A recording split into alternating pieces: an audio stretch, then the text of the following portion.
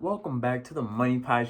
Your host Elijah back here. In today's video, we'll be discussing some finance tips from my favorite story book on finance, The Richest Man in Babylon.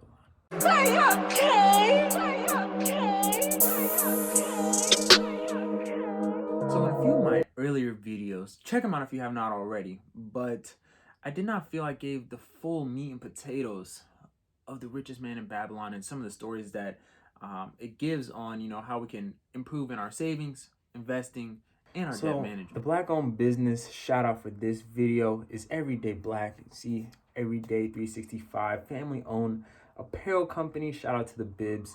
They got some dope apparel, as you can see.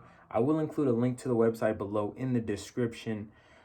Go check it out and go support. Also, I will be doing a giveaway of this amazing book, The Richest Man in Babylon, for 2 of my subscribers. Stay tuned to my social media handles below for more information on those giveaways. You don't want to miss your opportunity to get this blessing of a book. So honestly, I find this book really amazing because of the stories. And there's a few characters in here that I'm going to discuss and their journeys throughout dealing with their personal finances. So first is my boy Arcad.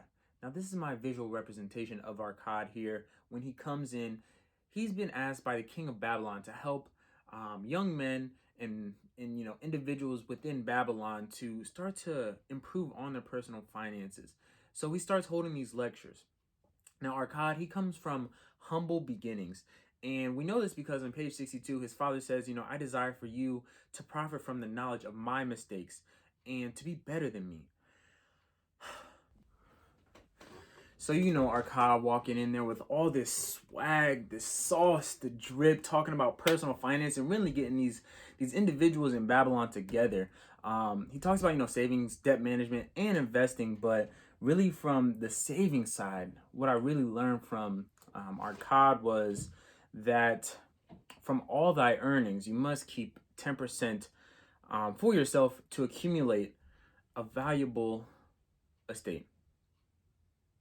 So valuable estate can be anything, that you see as something that's going to make you money in the future. In Arcad's case, it was him, going to buy some goats and some land and getting into this investment with these other individuals, which really, started him on this journey to financial freedom. From all thy earnings, save 10%, and let's apply it into our real lives.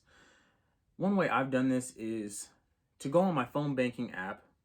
I have Chase, and I have utilized the autosave feature. So every time I get a certain amount of money deposited into my checking account, 10%, or it's actually a little bit more, goes into my savings account so that I can start to build up this valuable estate.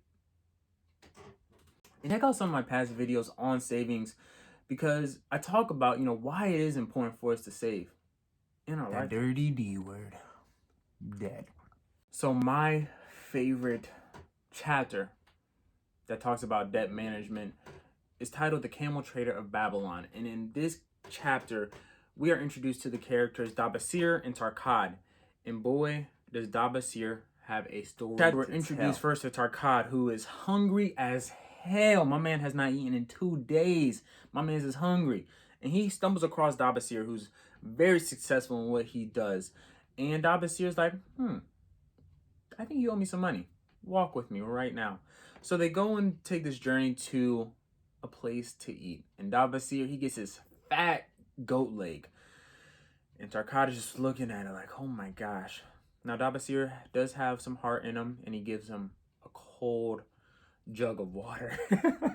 So Dabasir starts his story talking about him and his wife and how he and his wife want to enjoy the finer things of life, whether it's rugs, clothes. They live right by the Silk Road, so anything you can imagine, the nicest things of Babylon. But he starts to realize that he can't pay back his debts with his earnings. He actually has to give his wife back to his father-in-law, which is pretty shameful.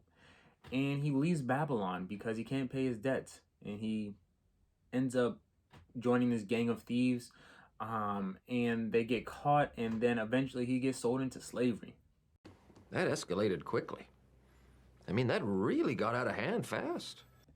And that's where the story turns. So Dabasir gets this opportunity to help out the owner's wife, and he goes on this journey with her, and she gives him the opportunity. This black queen, gotta love our black queens because they're always looking out for us. But she gives him the opportunity to go back to Babylon, take a camel with him, go back to Babylon and set his life straight. And he does just that. He creates his plan to go back to his friends that lent him the money in good faith, to pay them back, and to win back his wife, his life, and he pays them back and some. And now he's become successful within Babylon in his own trade. And that just goes to show that with a plan, you can get out of debt. The story of Dabasir, we realize that with making plans, we can get out of debt. And you have to stick to the plan and be disciplined. Be frugal. Although you may not want to be, it's so imperative to get out of these funks, these debt funks. I myself am working to get out of debt, and what I did was I created an Excel sheet, and I said, okay, when do I want to have these debts paid off, and how much money would I have to put towards them each month to get it paid off by the time that I want them to be paid off from. What do you mean we? Get that we shit. So one tool that I use is the Credit Karma app. It's helped me with my debt journey and really helped me make sense of managing all of this, from the balances to my credit score to how I can start to improve my credit score. Things like this are truly, truly helpful. And I encourage everyone really to use the Credit Karma app to start making sense of, our debts and, how we can start to get out of debt. Because when you no longer have debt, that means that you don't have monthly obligations that you have to pay, which frees up a lot more cash flow for, investing, buying whatever you want to buy, doing what you want to do, living your life. Debt. The last story is on investing. And in this last story, we meet Rodan, who goes to a gold lender, and Rodan had just received about 50 pieces of gold from the king for making him these really nice set of spears and shields for the army. And his wife's brother has been asking him to give him some gold. But Rodan, what he does, he goes to the gold lender and asks him for his advice. The gold lender says something so profound. With gold bringeth much responsibility. And essentially the gold lender talks to him and says, now, it is easy to lend gold, but it is not easy to get a return on the gold that you lent.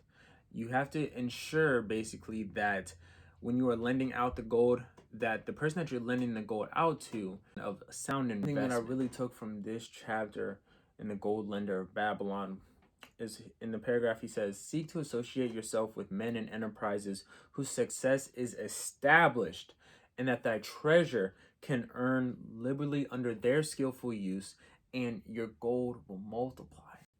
That we invest our coins into investments that are going to grow our coins. So do the research on that company that you want to invest in, or do the research in that skill that you want to invest in.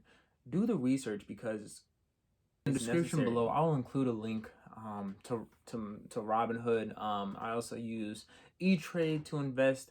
And honestly, investing does not have to be done just strictly on the New York Stock Exchange, into these major corporations. You can invest in your friends. You can invest in their businesses, whether it's buying product or, just helping them out. Find ways to make your goal. Tune into this video on finance tips from the richest man in Babylon. Don't forget, turn on that dang autosave.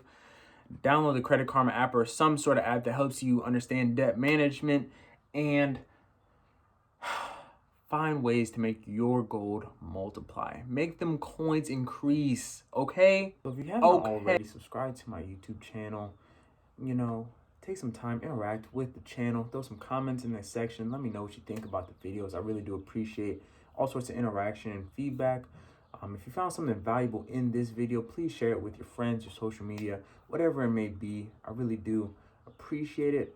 But like, dislike, share, comment, do what you do. But I appreciate you. Go out into the world and be a blessing this week. Are you okay? Are you okay? Are you okay?